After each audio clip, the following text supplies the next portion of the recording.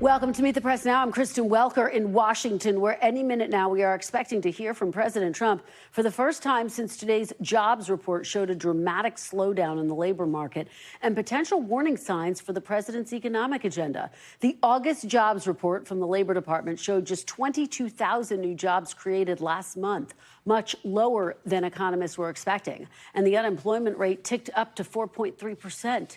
Even more problematic, the Labor Department also revised June and July's jobs numbers, revealing that the U.S. economy actually lost jobs in June. It's the first month of job losses since the pandemic. Notably, President Trump was already tempering expectations ahead of today's news. Here's what he had to say last night. Data will be credible. The number, I don't know, they come out tomorrow, but the real numbers that I'm talking about are going to be whatever it is, but will be in a year from now when these monstrous, huge, beautiful places, they're palaces of genius. And when they start opening up, you're seeing, I think you'll see job numbers that are going to be absolutely incredible. Right now, it's a lot of construction numbers, but you're going to see job numbers like our country has never seen before. This is also the first jobs report released by the Bureau of Labor Statistics since the president fired its commissioner, the BLS commissioner, in the wake of July's disappointing report, which the president baselessly claimed was being rigged. Joining me now is Kevin Hassett, director of the National Economic Council. Thank you so much for joining us this afternoon. We really appreciate it. Well, it's great to have you. I do want to start off with your reaction to the August jobs report. As you know, just 22,000 jobs were created last month, and revisions showed the U.S. actually lost jobs in June. That's the first month of job losses since the pandemic. Is this a warning sign about the state of the labor market? Well, right now, when we're looking at all of the indicators, that it's looking like things are running very smoothly and that the economy's on the way up. We've got industrial production at an all-time high. We've got capital spending up 9% over the first half of the year. We've got the Atlanta Fed's GDP now saying 3%. And so when you see low jobs numbers like this, you kind of wonder what's going on. It's a little bit discordant with everything else that we see in the picture. Now, Goldman Sachs put out a report yesterday that I found kind of interesting. It showed that the BLS has seasonal problems in August, and that they tend to revise the number for this August up over the last 15 years by almost 70,000 jobs. And so if that were to happen again, then sort of all the indicators would make sense. But right now, it does look like a weak number. Well, in 2024, BLS actually revised numbers lower to 78,000 from 142,000. Right. So it could go in the opposite direction as well. There's no guarantee, right? Except that the average over 15 years is way north of 60,000. And so it's one of those things, right, when you're an economist and you watch people come and go, that because the school year starts, and that when the school year starts could move from September to August and so on. It's a very, very difficult time for data people to adjust things for these seasonal factors. Let me ask you about something that Mark Zandi of Moody's is saying. He is saying that the economy is on the brink of a recession by the end of the year. Do you think that's accurate when you look at these numbers? No, I absolutely do not. I'm old friends with Mark Zandi. I have high regard for him, but I don't think that there's anything like a recession in the data.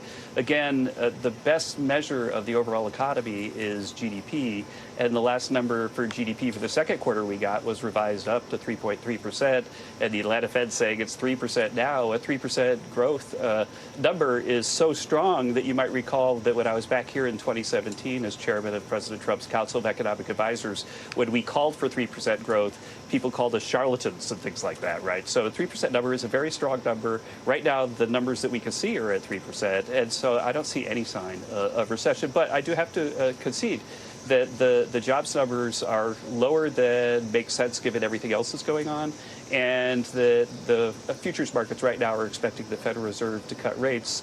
And I think that, if they had done that a little bit earlier, we'd probably be seeing stronger jobs numbers right now.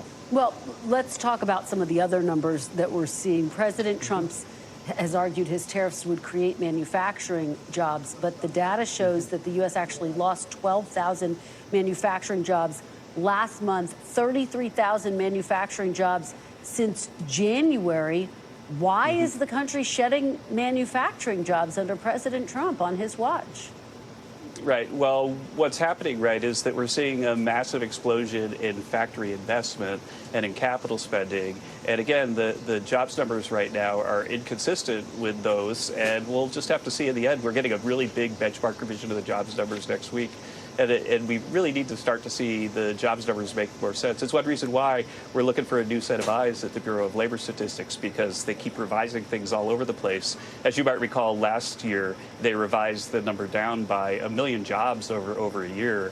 And that kind of error is really unacceptable for policymakers. If you're at the Fed, having 1 million fewer jobs would certainly have affected your policy.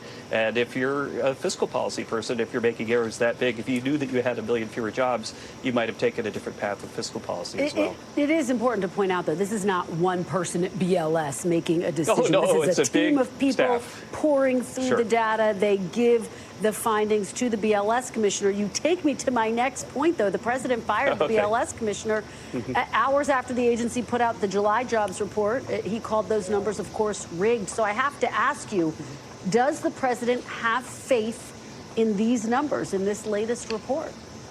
I think that the president has called on new management there to make sure the numbers do a better job. Let's think about it this way, Kristen. When's the last time you got a survey in the mail, and then you took it out, you opened it up, and you filled it out, and then you brought it to the post office to return it? This is how these surveys, these old-fashioned surveys, are still being done.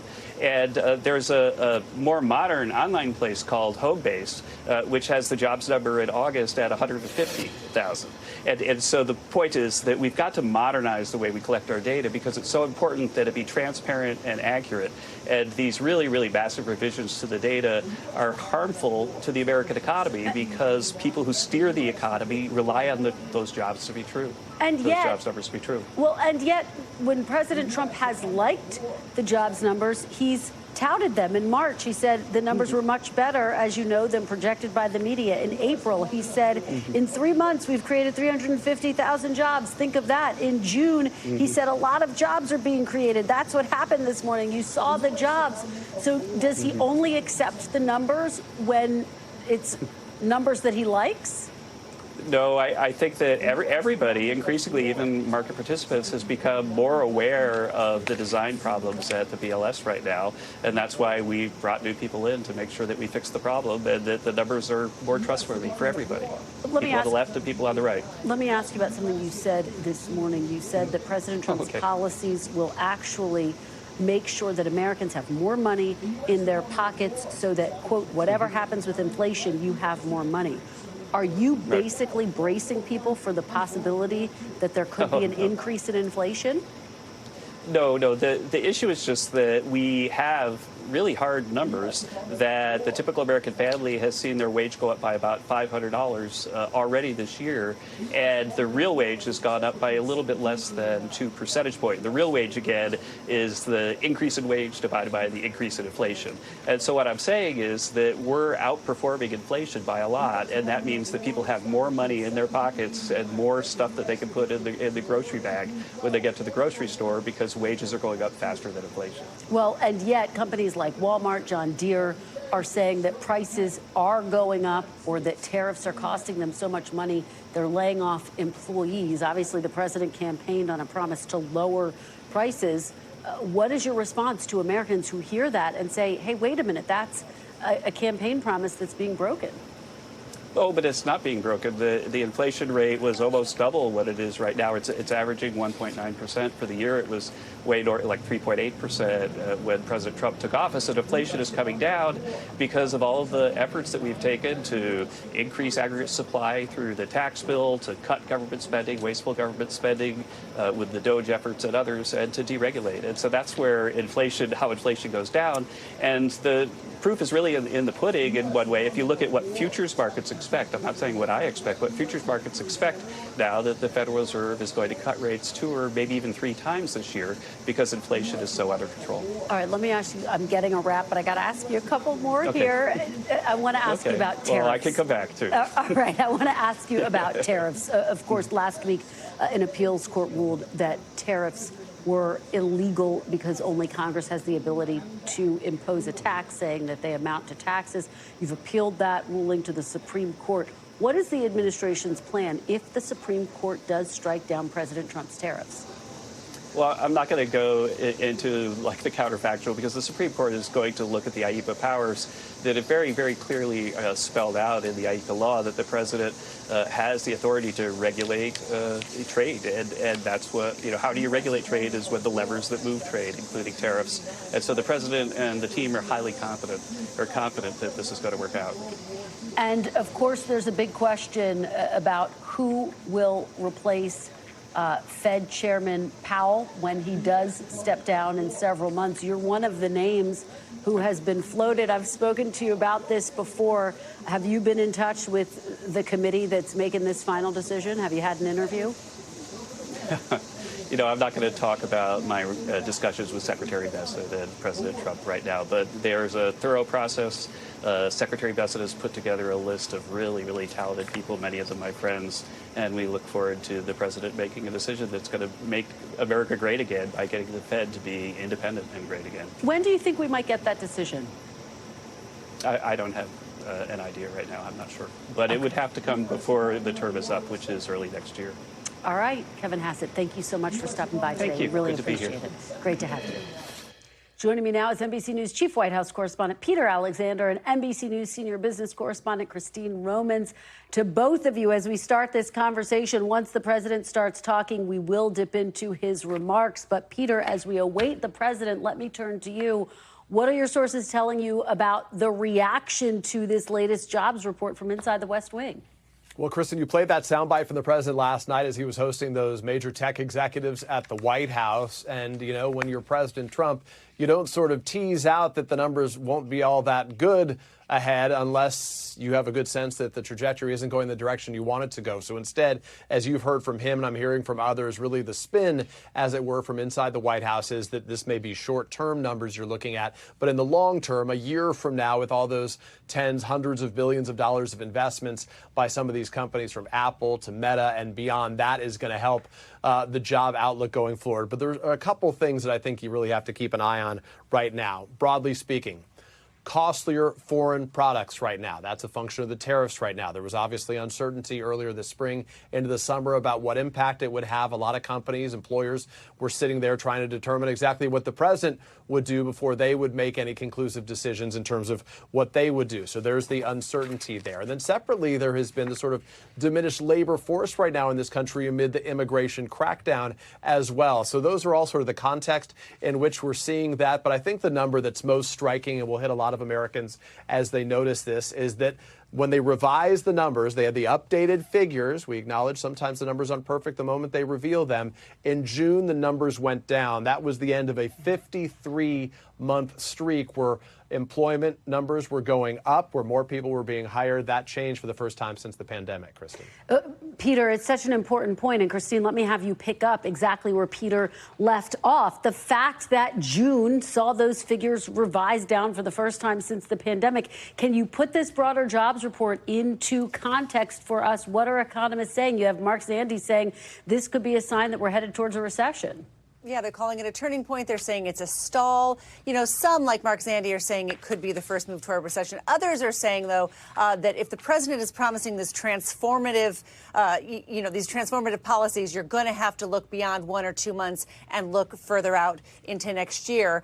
Those are the economists who sort of align with the president. You look at the last 4 months, though, it's 4 months in a row of sub 100,000 net new jobs gains. That's something we haven't seen since the pandemic. And inside these numbers, there are these warning signs. Youth unemployment at 10.5%. This is, the first kind of hiring job that a company does, entry-level workers. They're just not hiring there. And black unemployment also rising. All right, Christine, Peter, stand by. We're going to go to the White House and listen to President Trump. Yes, sir. This is H.R. 2808. This is the Homebuyers Privacy Protection Act.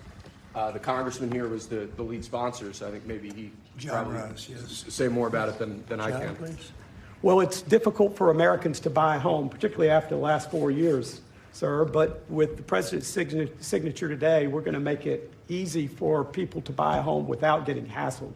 For years, their private personal information has been bought and sold in the open market, resulting in them getting innumerable phone calls and text messages. But with your signature today, we're going to put an end to that so that when Americans try to realize the American dream of owning a home, they're able to do so without being harassed. Good job. Good. It's a great honor, John.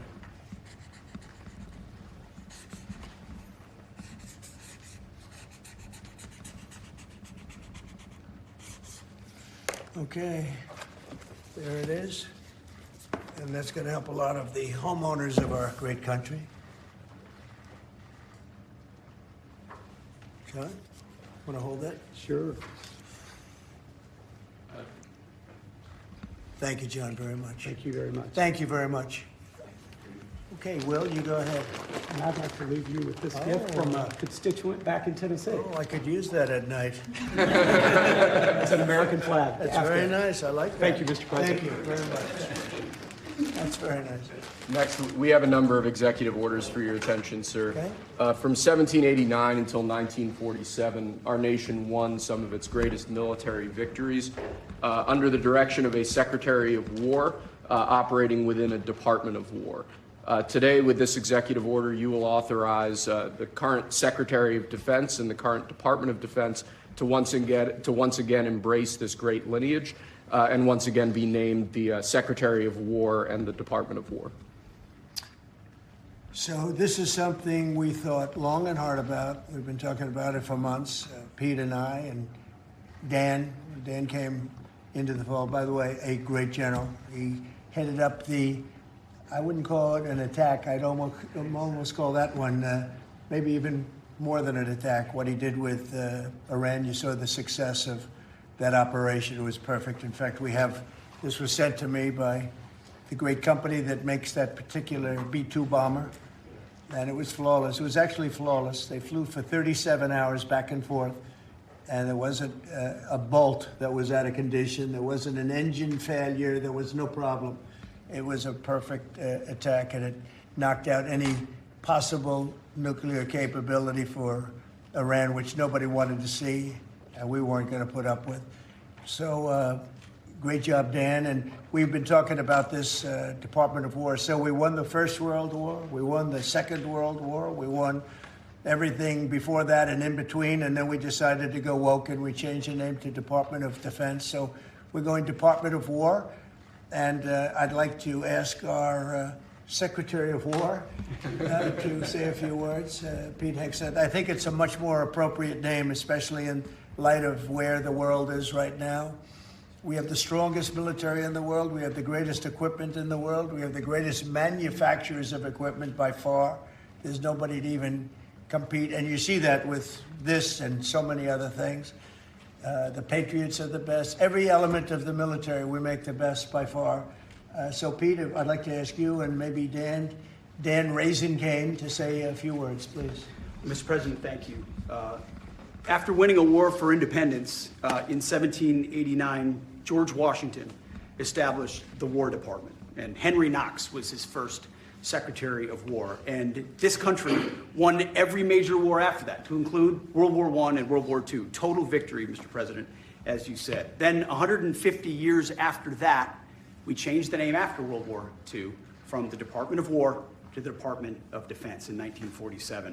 And as you pointed out, Mr. President, we haven't won a major war since, and that's not to disparage our warfighters, whether it's the Korean War, the Vietnam War, or our generation of Iraq and Afghanistan. That's to recognize that this name change is not just about renaming, it's about restoring.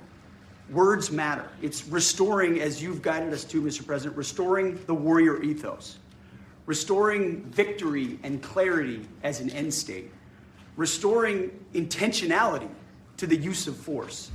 So at your direction, Mr. President, the War Department is going to fight decisively, not endless conflicts. It's going to fight to win, not to lose. We're going to go on offense, not just on defense. Maximum lethality, not tepid legality. Violent effect, not politically correct. We're going to raise up warriors, not just defenders. So this War Department, Mr. President, just like America, is back. Thank you for your leadership and your clarity. We're going to set the tone for this country. America first, peace through strength, brought to you by the War Department. We're back. All right, thank you very much. Very well stated. And really, it has to do with winning. We should have won every war. We could have won every war, but we really chose to be very politically correct or wokey, and we just fight forever. And then we'd, win, we wouldn't lose really. We just fight to sort of tie. We never wanted to win wars that every one of them we would have won easily with just a couple of little changes or a couple of little edicts. I was told that ISIS would take 5 years to win, and Dan Kane, when I told him how long would it take, he said, I think about 4 weeks, sir. I said, what do you mean 4 weeks? I was told 5 years by the people in Washington. You know who they were? 5 years. I said, you can't do it in 4 weeks. I actually flew to Iraq to meet with him, and I met him at a big air base. And remember that famous day, right? It turned out to be a famous day for our country because you're now the head of the Joint Chiefs of Staff, which is the biggest deal. And he is, because he did things that everybody said he couldn't do. So they said it was going to be 5 years, and he knocked them out in about 4 weeks total, 100%. We took over, and ISIS was gone, and pretty amazing. But we never fought to win, and now if we have to fight it at all, we solved 7 wars. We have the one that I thought was going to be probably one of the easier ones, and that's with President Putin and Ukraine. And that turned out to be one that's a little bit more difficult, but the 7 are done. They were supposed to be much more difficult to solve. I solved every one of them, and we're going to get the other one done too. But it turned out to be a little bit more difficult than I thought. And it'll get done, or they'll be held to pay. But because they're losing 6 to 7, it used to be 5. I used to tell you 5. Now it's almost 7. I guess 7,000 people last week. 7,813 people, young soldiers, died. Russian and Ukrainian, not American soldiers. But it's a shame. And it's just, they're human lives, and I want to see it stop. But General Kane's done a fantastic job. And again, defeated ISIS, which they said would take a long time. And it didn't take a long time at all, and did other things that people said really couldn't happen. We have the greatest equipment in the world. We have the greatest soldiers in the world. Dan, say a few words, please. Yes, sir. Thank you, Mr. President. It's a true honor for me today to represent the incredible men and women of America's joint force. Today and every day, the 2.8 million service men and women stand ready to fulfill our sacred duty to protect America at home and abroad.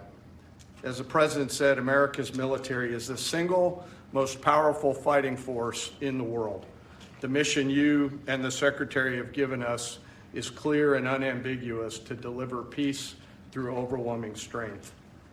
And I remind everyone that the U.S. military can reach any adversary at the time and place of our choosing.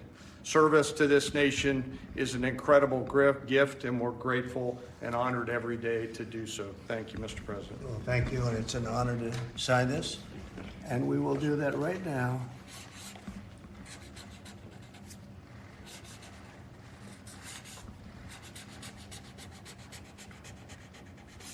I think that's a big one, I'll be honest.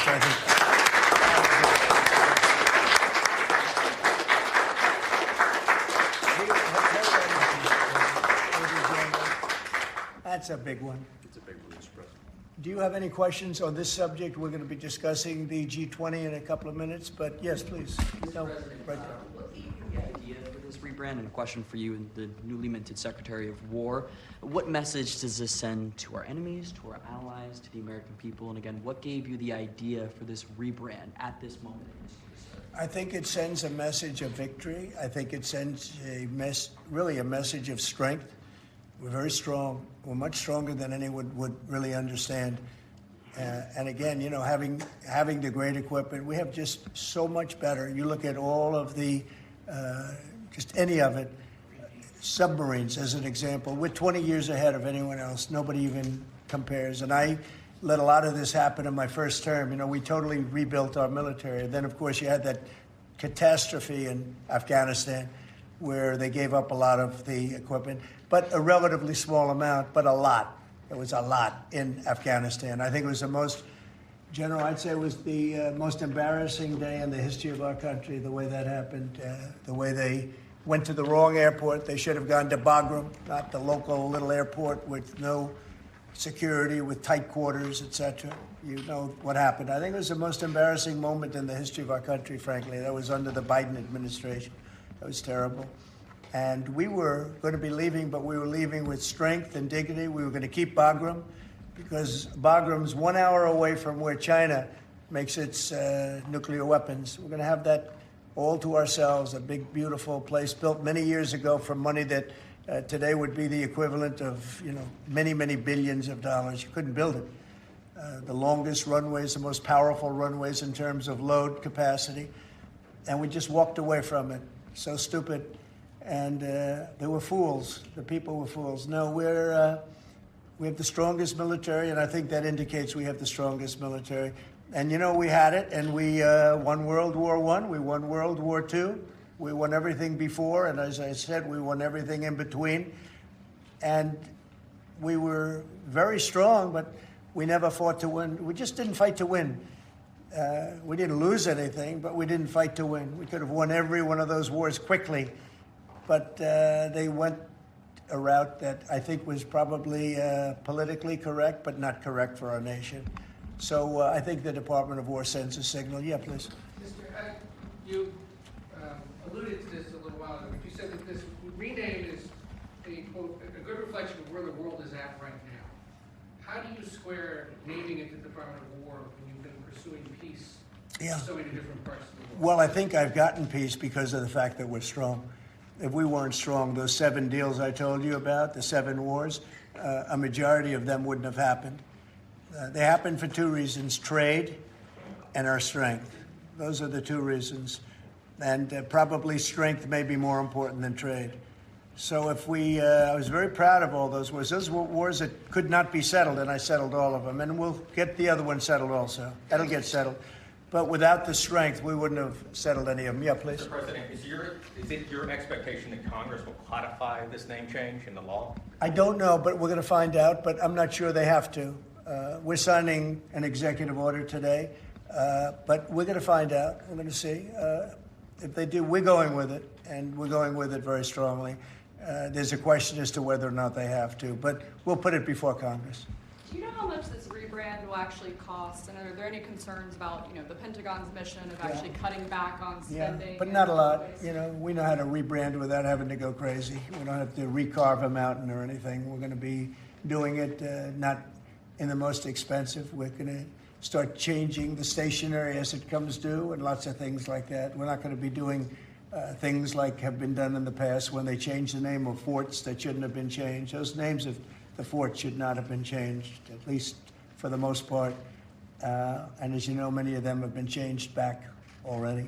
At the request of the communities, every one of those communities said, we want our name back, like Fort Bragg as an example. The people in that community wanted that name back. They refused to call it anything else but Fort Bragg. So we're not going to be spending very much money on that.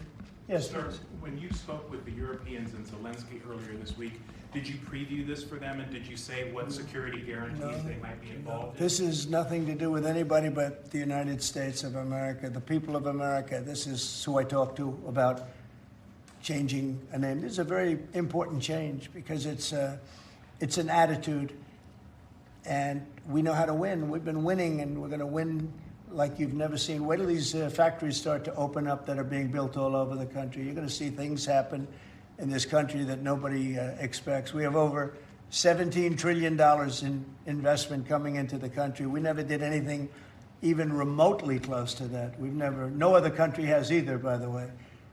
So you're going to see things that are pretty amazing. But it's really about winning. And what about the security guarantees aspect of that with Ukraine, sir? Well, we'll work that out. We'll help them. Look, we want to save a lot of lives, so we'll do something with that. I think people expect that. We'll help them. Europe will be first in by far, and they want to be first, and they want to see it end. Europe wants to see it end, and it'll end. It'll end all of a sudden. It's going to come together. You watch. Did you want something? Right here. Yeah, behind you, please. Yes. Yes, sir. You haven't been shy about taking bold, decisive, offensive action to protect American values. Strikes in Iran, the strikes this past Tuesday on the positively ID'd Tren de Aragua narco-terrorists, Is that going to be a critical function of the Department of War moving forward? It depends on the individual instance, you know. We don't want drugs coming in from Venezuela or anybody else or any place else, and we'll be tough on that. We don't want human trafficking. We don't want to see people coming in where they open their prisons from all over the world and they dump their prisoners into our country, which is what they did in the Biden administration, where they took insane asylums and places that held people that were seriously mentally ill, mentally incompetent, mentally dangerous, and they dumped those people into our country, and we're trying to get them out now. What they've done, what the Democrats and Biden have done to this country will go down in infamy. What they have done to our country, and especially that, you know, they created the worst inflation we've ever had. That's nothing compared to what they did with the people in our country right now. And we're getting them out, and it's not easy when you have the liberal judges destroying our country. But we've won them all. We've won it all, ultimately won it all. Hard process. It should be easier. We know who it is. We know exactly who we're looking for. We had 11,000 murderers dropped into our country. We've gotten a lot of them out. Or in some cases, they're so dangerous, we were afraid to get them out because they'd come back in. But for the last 120 days, 0 people came in. Can you imagine? This is me speaking, but these are figures developed by, they say, a pretty liberal group of people. They admit that 0 people came into our country. Think of that. A year ago, it was millions of people were coming in. Millions. They were coming in. You could look at them and you could say, big trouble. And that's what we have in our country. But we're getting them out, and despite that, we're doing really well. Yeah, please, Brian. Comment on the recruitment levels across the branches. Well, the recruitment's the most exciting thing. So when I was campaigning for the office, numbers were coming out that the recruitment numbers, generally, you could speak to it better than anybody, the recruitment into the military, all branches of the military, and police and firemen and everything else. Anything having to do with like a public service, the numbers were horrible, record-setting bad. And now they're record-setting good. We're setting every record every month for recruitment. We're packed in the Army, Navy, Air Force, Marines, Coast Guard. My beautiful I love Space Command. I see Space Command, but Space Force has been, we've got a waiting list of people wanting to go in. A year ago, especially a year and a half ago, you know, when I took the lead in the polls, which was very early, it really helped with the recruiting. And when I won from November 5th on, it's been amazing. And over the last 4 or 5 months, we're just packed. It was very hard to get police officers. Now the departments are loaded up. Everyone wants to be a policeman or a woman. So it's been a great thing. General, do you want to talk about that? Sure. As you said, serving our nation is an incredible gift that we give, and the reward on that gift pays back exponentially year over year. And I think the young people of America are seeing the importance of service, and whether it's in any of our armed services or in local police, fire, or rescue, service is an important thing that I personally encourage, and I know everyone else in government service sees that same reward. And Peter, on recruitment? What do you think? I was down at Fort Benning, the newly properly renamed Fort Benning, yesterday, watching Army basic training, and they're so full they can't barely handle the throughput. It is truly historic across all the services, as you said. It's been a surge into the, I was going to say the Defense Department, but I will say the War Department. And that you might almost call it a vibe shift, an attitude shift, a feeling that the country is back, that service is back. And there were military families last year, Mr. President, that said, I don't know if I can recommend, I wrote a book on this. I don't know if I can recommend service to my son or daughter, given what's been done to our military. You heard it over and over and over again. And I hear from those same military families right now, sir, and they're saying, I recommend to my kids that they go into this department, this Pentagon, under this commander-in-chief, who they know you'll have their back and they want to serve. So it is historic, and it's the biggest reflection of how motivated Americans are by your leadership, sir. You know, really, it's nothing more than spirit, love for the country. I guess the esprit de corps, as they say, you have more of that than we've had maybe ever, frankly. But to see it turn, over a period of less than a year, I would say, but to see it turn, nobody wanted to go into the military. Now everybody wants to go into the military. Jennifer, you wanted? Yeah, there's some new reporting on North Korea and this Navy SEAL incident in 2019. Can you say if the administration has engaged with North Korea on that incident since it happened recently? Yeah. And then can you share some recollections? I don't know anything about it, no. I could look, but I know nothing about it. Can you confirm that it happened? I don't know anything about it. I'm hearing it now for the first time. Okay, great. And then on the Hyundai incident in Georgia with the arrest of some workers, construction workers at the plant, have you heard any feedback from Hyundai? I just heard about that a little while before the news conference, and I would say that they were illegal aliens, and ICE was just doing its job. But I know nothing about the instance that happened a little while ago. Okay? There has been some pushback on that, though, from South Korea already, and of course, they pledged to invest $150 billion in the U.S. and they were just here, last week. Are you concerned? Well, and they have the right to sell cars and things in our country. It's not like a one-sided deal. Are you concerned at all about, your immigration agenda potentially clashing with these economic goals? Well, we want to get along with other countries, and we want to have a great, stable workforce. And we had, as I understand it, a lot of illegal aliens, some not the best of people, but we had a lot of illegal aliens working there. So, look, they're doing their job. That's what they have to do. These are people that came through with Biden. They came through illegally. They came into our country. So we have to do our job. Mr. President, the now Department of War has been involved in the crime cleanup in D.C. You've tasked Congress with proposing and passing a crime bill. What are some things that you would really like to see codified in that crime bill? Well, I think one of the things is the cashless bail. It's killing it. When that came out, the first time, that's when you saw the real big crime start to happen. Cashless bail, what a disaster that is. You murder somebody, you don't have to put up bail, and you go out in the street and you murder somebody else. That's what's happened. It happens so often. And that's one of the things. And other of the things you're reading about, is a standard, but just a certain toughness. I have to say, one of the elements of fascination for people over the last period of time has been what's happened to D.C. So we've gone from one of the most dangerous cities in our country to what they call a safe city. It's a totally safe city. In fact, I set up dinner in Washington, D.C. next week.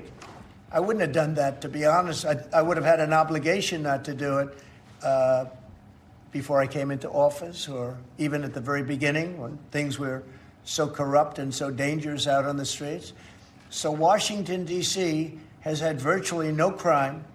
We even have a mayor that's admitting to it, and she's a, liberal Democrat, in all fairness. She's a person that hasn't gotten exactly along with Republicans over the years. And she said she's never seen anything like it. So Washington, D.C. is a totally safe city. We have virtually no crime. It's gone from the most unsafe city in the United States, almost, just about, to one of the safest cities, maybe the safest city in the United States. That's a tremendous compliment to our military, what we did. The National Guard's done a fantastic job. Yeah, please. Mr. President, can I ask about Florida real quick? Florida House Speaker Daniel Perez was at the White House yesterday as part of a leadership summit. Yes. We understand you met with him separately. Mr. President, what did you talk about? And also, did you explore him running for Florida Attorney General? I didn't. We didn't talk about that, but he's done a fantastic job. He's respected all over the country, really. He's a leader, and he's done just a fantastic job. We didn't discuss anything having to do with his future. I'm sure he'd be very good at that. My second question, Alligator Alcatraz, sticking with Florida, a major ruling appeals court blocked a federal judge's order to close it and it can remain open for now. Your reaction? I think they've done a fantastic job in building it, the governor and everybody else that's been involved.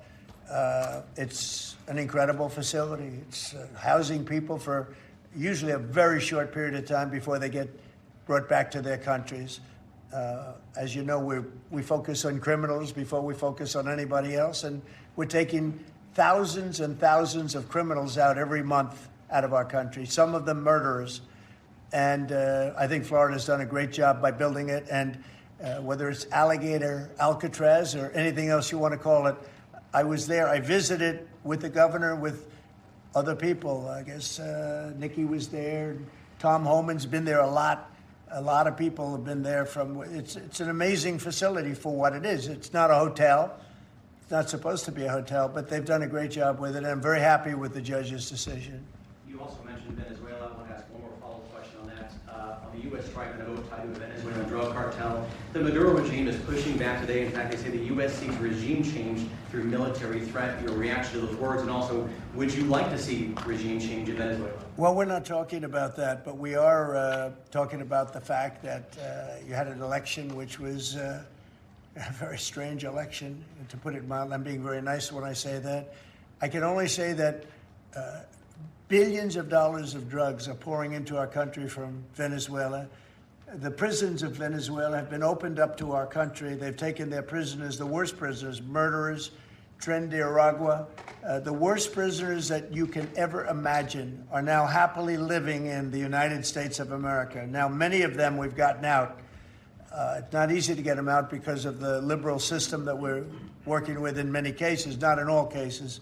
But millions and millions of dollars and billions of dollars of drugs are pouring out of Venezuela and other countries. Look, China, what they're doing with fentanyl is a terrible thing. It comes through Canada and it comes through Mexico, but a lot of it's coming through Venezuela. Venezuela's been a very bad actor, and we understand that. And when you look at that boat, you see the bags of whatever it is there. Those bags those bags represent hundreds of thousands of dead people in the United States. That's what they represent. Yeah, please. Mr. President, your reaction to the jobs report this morning?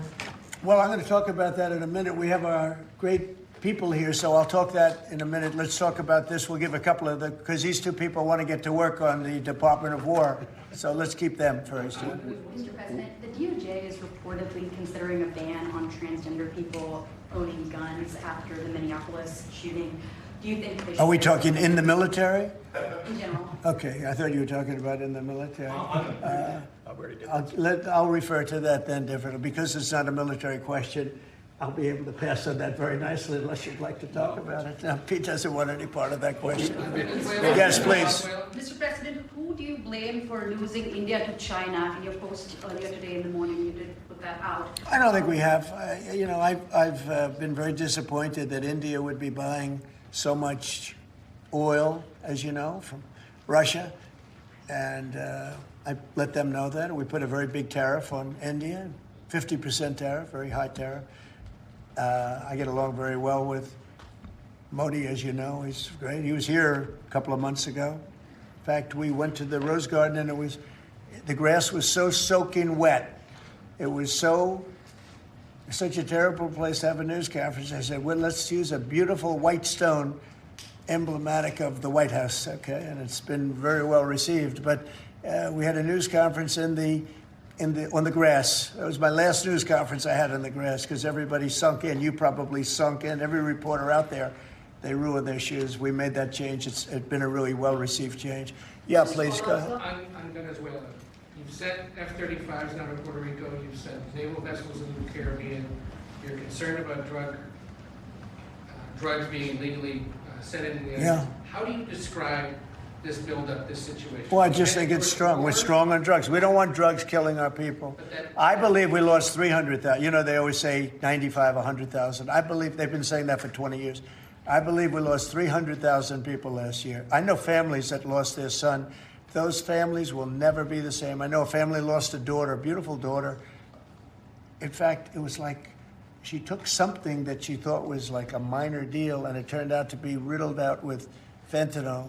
The size of the head of a pin, and you're dead. And no, we're stopping the drugs. We're going to save a lot of people. Look, whether it's 100,000, but it's not. It's 350,000 people died last year from drugs.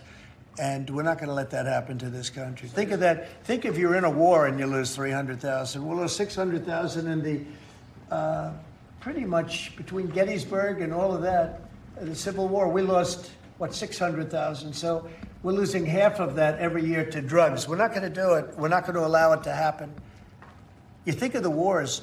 If we lost 600,000 people in a war, but we lose that every 2 years, more than that. So it's 300 to 350,000 people. And when I see boats coming in, like loaded up the other day with all sorts of drugs, probably fentanyl mostly, but all sorts of drugs, and we're going to take them out. And if people want to have fun going on the high seas or the low seas, they're going to be in trouble. I will tell you, boat traffic is substantially down in the area that happened. They called it the runway. It's a runway to the United States. And boat traffic is very substantially down on the runway. You can imagine why. I think anybody that saw that is going to say, I'll take a pass. I don't even know about fishermen. They may say, I'm not getting on the boat. I'm not going to take a chance. What happens if Venezuela flies jets over U.S. naval vessels again? Well, I would say they're going to be in trouble. We'll let them know about that. We heard that happen, but it wasn't really over, not like they described. But I would say, General, if they do that, you have a choice of doing anything you want, okay? If they fly in a dangerous position, I would say that you can, you or your captains can make the decision as to what they want to do, all right? Sure. Sir, how close did they get, we have Mr. one more. President? You said they didn't go over. Say it? How close did they get? You said the planes did not Well, I go don't want to over. talk about that, but if they do put us in a dangerous position, they'll be shut down. Thank you very much, everybody. So we're going to now cover the G20, and I'm going to let these people go back to the Department of War and figure out how to maintain peace. Okay? Thank you very much. Thank you very much. Congratulations, General. Thank you very much. Appreciate it. Great job. Sir, just before G20, we do have one more EO Okay. for you today. And I should also say that the Department of War EO that you signed was actually your 200th EO since you Wow. came back into office on January 20th. That's more than Joe Biden did in his entire term in office, more than Obama did in either of his 2 terms in office. So it's a momentous accomplishment, and congratulations. That's sir. good, but Biden never signed one. No, yeah, They you've were done signed every by one the- up in here. They've been before. signed by the auto pen, right, didn't he? So we really beat him by much more than you think. The 201st executive order, sir, this relates to hostages and wrongfully detained Americans. This provides a new legal mechanism to declare foreign countries to be countries that engage in those sorts of practices and gives your administration powerful tools to get American hostages out. This has been a focus of your administration this time around. Adam Bowler's here, and he's done incredible work already. This will give him even more. I think it's great, and Adam's amazing. So, Adam, do you want to describe how many hostages we've gotten out together, you and I, and you and a couple of other people that we know, and me and a couple of other people that you don't know, but we've gotten a lot of hostages. Do you want to describe it? Mr. President, you brought back 72 hostages since your term. If we compare that to President Biden, he has gotten 20 taken. So he is negative 20 taken. 20 taken. They don't take our people so often. So, Mr. President, That's great. when we spoke, you said that that was a primary focus, and I'll tell you the job is easy because of you. And we paid nothing, too. We pay nothing. We They don't pay exchange. $6 billion. They always paid $6 billion for 5 people. $6 billion. It was just a number I kept hearing. Not only that, $6 billion plus we'd get like one person, and they'd get 6. They got one, the Prince of Doom, they call him. He was the #1 arms merchant anywhere in the world ever. And they got him out. And on top of that, we paid money. So, no, we don't do that. You know, once you pay money, then a lot of people start disappearing. They start grabbing reporters, too. They think the reporter is going to get a lot of money. And to me, they would. You'll be well taken care of. I better stress that, because otherwise we have headlines. He said this or he said that. No, I'm not smiling about it. But they would. They'd be grabbing reporters. They'd be grabbing everybody. And especially when you pay the kind of money that Biden and Obama, they used to pay money that was crazy. We don't pay. And if you don't pay, they find it to be not a lucrative business anymore. That's fantastic. Would you like to say something? Julia. So it's really Spihar, Special Envoy Bowler, it's Rick Grinnell, it's Steve Witkoff, who brought Americans home. And you've been listening to President Trump there in the Oval Office signing a series of executive orders. The first, he says, aimed at making housing more affordable. The second one, renaming the Department of Defense the Department of War, taking a range of different questions about his decision to do that, only taking really one question about today's jobs numbers, though. With that, I want to bring in Chief White House Correspondent Peter Alexander, who's been watching along with us. Peter, what was notable, I think, about this appearance by the president is not what was said, but what wasn't said. There weren't a whole lot of questions about the big news of the day, which are these job numbers, which came in below expectations, and then those revised June jobs numbers, which was the first time that we saw the jobs numbers decrease since the pandemic. What were your big takeaways? Kristen, you're right. That's why they call it the bully pulpit. The president, tried to set the agenda for this conversation, focusing on all topics but jobs. He said he would talk about it. We're more than 40 minutes in. It obviously affects more Americans than any other of these issues right now, with the unemployment numbers ticking up to the highest they have been since the pandemic. Just to go through some of the things we did here as it relates to the Department of War. Of course, it's not an actual renaming, but a rebranding. Only Congress can do the renaming, but the president does with all things. Make America healthy again, make America great again, like to create a mantra. And in effect, that's what the Department of War is, referring to his Secretary of Defense as the Secretary of War now. On the topic of Venezuela, given the recent strike on what the president has effectively called narco-terrorists on that boat, 11 individuals who the White House, the president says, were members of the violent gang Tren de Aragua, who were killed earlier this week. The president basically gave the green light to his Defense Department, War Department, as he would like to say, to target any Venezuelan operations that they see taking place going forward. He said it was an effort to crack down on fentanyl. You and I both know the fact check on that, which is that fentanyl is almost entirely produced or comes from Mexico. There's almost no evidence that any of it's coming from Venezuela right now, which is not to suggest that Venezuela doesn't have problems. It certainly does, but certainly not on the topic, broadly speaking, as it relates to fentanyl. But to go back to the question at hand here, which is the issue of jobs right now, I'm struck by a couple things. Black women are among those who are seeing the unemployment rate tick up 6.7% now. Compare that to the national average at 4.3%. Young Americans right now also seeing their numbers tick up, topping 10% right now in terms of unemployment. As we said before this conversation, the president's Q&A session began. We spoke to one individual today who had been looking for jobs for several years since he graduated from college in computer science, says this is the most demoralizing experience he's had right now, while the president is sort of trying to kick the can down the road, in effect saying that things will get better in a year from now. He often says, wait for 2 weeks, wait for several months. On this topic, he's saying wait for a year, with hundreds of billions of dollars being invested by major companies like Apple and Meta. There are some real challenges as the White House heads out of this summer into fall. The Fed may be more inclined to lower interest rates, but there is a real stall in the eyes of a lot of economists in terms of the economy right now, Kristen. Peter Alexander, thank you for unpacking all of that with us and watching along with us, and for all of those fact checks. We really appreciate it. Joining me now is Democratic Congressman from Washington, Adam Smith. He's also the top Democrat on the House Armed Services Committee. Congressman, thank you so much for joining us here. It's great to see you as well. Thanks for being here in person. I want to start by asking you about something we didn't hear a whole lot about just then, which is the economy. These jobs numbers, they were revised down in June, the first time the economy lost jobs since the pandemic. And of course, a weaker than expected jobs report at 22,000 jobs added. What do you make of this? Well, look, Trump is doing incredible damage to our country right now in policy after policy, with the tariff policy, with the immigration policy. We're seeing that with the economy. Inflation's coming back up. Jobs are disappearing. The estimates for the economy going forward have gone down. He has had a disastrous first 8 months in terms of the economy, and then he's placing us in danger by bombing Iran, bombing people in Venezuela. He ran for office saying he was going to get us out of wars. Now he seems to be determined to get us into them.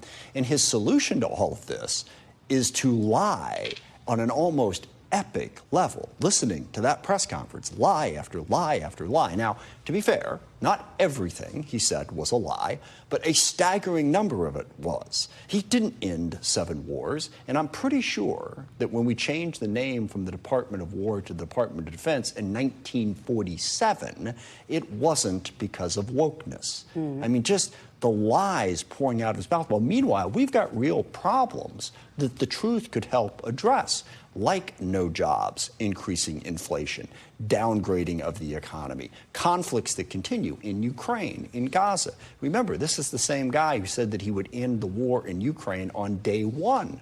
The lies never stop, and the American people keep paying the price for the reality that he is creating. Let me ask you about his decision to rebrand effectively the Department of Defense to the Department of War. He basically said this is to send a strong signal in this moment. What do you make of the decision? What signal do you think it sends? Particularly, we just saw those stunning images, the leaders of China, North Korea, and Russia all clasping hands. It was a clear signal that they were trying to send to the West. What do you make of it? Congress, of course, has to do the official renaming. It is hard to adequately plumb the depths of the stupidity of everything that goes into this. Changing the word defense to war, what signal does it send? Absolutely frickin' nothing. It makes literally no difference. Now, what signal do you send when you slap a 50% tariff on India, a crucial nation that we're trying to make our ally in the fight against China and against Russia on economics? The signal that that sends is to just go join our adversaries. Don't join us, all right? The reality of what he's doing has an impact, and he honestly holds a press conference and wastes all that time signing a document. Oh, I have changed the name of the Department of Defense to the Department of War. Oh, this is going to solve all the world's problems. What world are we living in that this is our president? This is what he thinks is important? While Xi and Putin and Kim Jong-un and Modi are meeting in China and plotting against us, this is his answer to that? What do you think the president's response should be to that show of force, particularly, as you say, at a time when he has vowed to end the war in Ukraine? We have yet to see sanctions against Russia. It seems as though a meeting between Putin and Zelensky not on the table, not in the near future. Do you think it's time for sanctions? Do you think there's a sense the sanctions bill could pass? A couple of simple things to do here. One, build partnerships and alliances, which we had done effectively under the Biden administration. The AUKUS agreement between UK, Australia, and the U.S. strengthened us. The Quad between India, Japan, Australia, and the U.S. had strengthened us. We strengthened relationships with Japan and South Korea. China was really on their back foot because everybody in their neighborhood was with us trying to contain what China was doing. And now he's shoving them all away. And I saw a little bit of your story about raiding the, I forget, it was a Hyundai plant, which is going to alienate the hell out of South Korea, and we're going to push them away. He should be building partnerships and alliance, and he should be putting pressure on Putin. And by the way, it's not hard to put pressure on Putin in this situation. Ukraine is fighting valiantly. We have a 53-nation coalition helping them. Stick with that coalition, help arm Ukraine, sanction Russia. That's what puts pressure on Russia. Instead, he had that summit in Alaska where he basically gave Putin a big hug and said, "You're fine." That's the opposite of putting pressure on Russia. Let me ask you about a domestic issue now, the looming potential government shutdown. Some of your Democratic colleagues signaling they are prepared to shut down the government if they feel as though Republicans do not work with them on bipartisan agenda items. Are you prepared to shut down the government? Would you vote no on a spending bill if you thought that you were cut out of the process? That's slightly the wrong way to put it. I'm prepared to vote no on an appropriations package that is terrible for the country. All right. The consequences of that may well be that we don't fund the government for a short period of time. But to vote to continue down this path of destroying our economy, you know, all the program cuts that he's put in place that have had a devastating impact, the cuts to Medicaid, the cuts to food programs, we have community health care clinics, rural health care clinics shutting down. No, we should not vote for that. We should not vote for that budget. And also, the president seems to think that no matter what we do, he can spend the money however he wants anyway. So if we don't fix that, what's the point in voting for something that he's not going to honor? You know, back the last time when this was before Congress, there was a sense that Democrats, with Leader Schumer leading the way, blinked. And they allowed Republicans to effectively move forward with keeping the government open. Do you think it's imperative? Is there pressure on Democrats to have a different strategy? Just so people understand, you know, the Republicans control the House, they control the White House. All Democrats have is the filibuster in the Senate. They 53 Republicans to get to 60, they need 7 Democrats. A year ago, there was a whole lot of different issues on the table.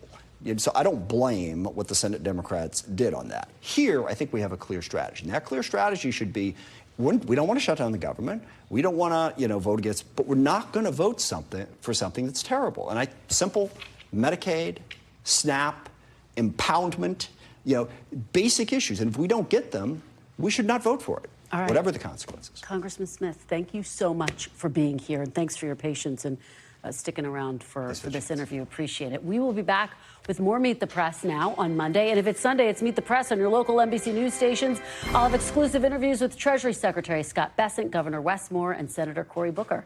There's more news ahead on NBC News Now. We thank you for watching, and remember, stay updated on breaking news and top stories on the NBC News app or watch live on our YouTube channel.